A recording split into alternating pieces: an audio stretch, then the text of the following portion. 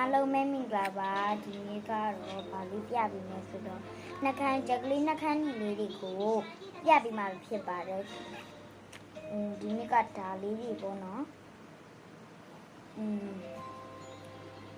ကိုယ်တိုင်စိုးကြည့်တော့တအားလှလို့ဒီဟာလေးတွေကိုခုတင်လေးရပဲဖြစ်ပါတယ်ဒီနေ့စပြီးတော့စတင်နေမှာဖြစ်ပါတယ်တစ်ခုချင်းစီရပြပေးမယ်ပေါ့နော်ခုချင်းဆိုတာတပတ်ကြီးပေါ့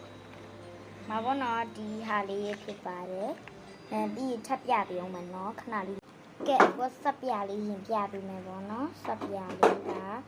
စပ်ပြလေးကဘယ်နှထုတ်ရှိလဲဆိုတာပြီးပြပေးမယ်နော်ခုနှခမ်းလေးရင်ပြပေးမှာမယ်ဒါလေးကကြတော့နှင်းစီလေးပေါ့နော်နှင်းစီမှာအရင်ရောင်လေးပါ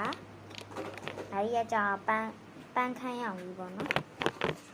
ဒါလေးကအစိမ်းရောင်လေးပါအစိမ်းရောင်လေးစိုးလိုက်ပန်းရောင်လေးဖြစ်ပါတယ်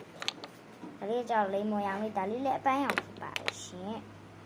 ဒါလေးကကြတော့ပန်းနူးရောင်လေးပေါ့နော်ဒါလေးလည်းစိမ်းရောင်လေးပါရှင်ကဲဒီနေ့ကတော့ဒီလောက်ပါပဲအားလုံးပဲဘိုင်ဘိုင်